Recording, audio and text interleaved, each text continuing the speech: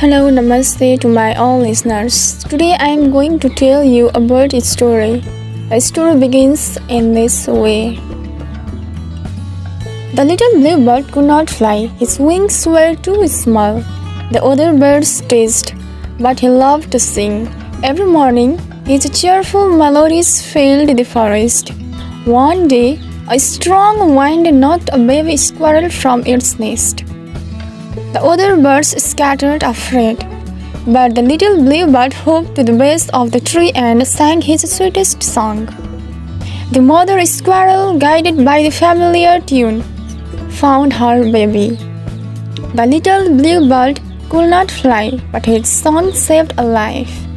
From then on, the other birds did not tease him anymore.